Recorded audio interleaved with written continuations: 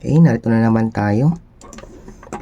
Ito ay trick sa kung saan magamit natin ito multiplying any 2-digit number by 99. So, ganito lang yung pinakamadaling pagsagot. So, una, guminus lang tayo dito sa ating minultiply sa 99 which is 23. Kaya meron tayong minus 1. Kaya meron tayong 22. Okay? So, kaya meron ka ditong 22 sa unahan. Yung sagot. Then, yung 99, minusan lang din natin ng 22. Kaya, meron tayong 6, 7 I mean, at saka 7. So, the answer is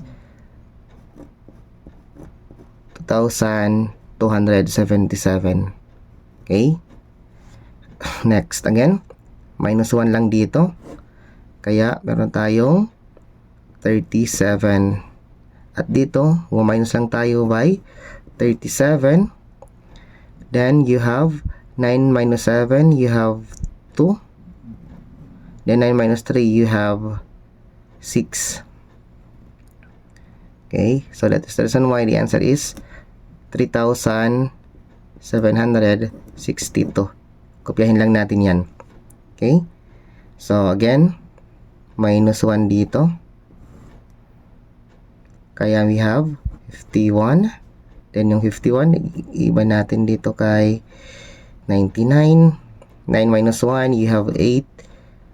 9 minus 5, you have 4. So the answer is 5,148. Again, minus 1 lang dito. Kaya meron tayong 63. Okay.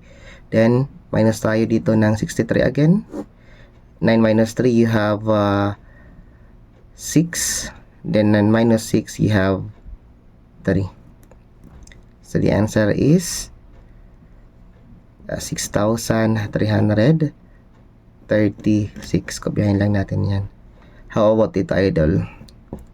Ano yung sagot dyan?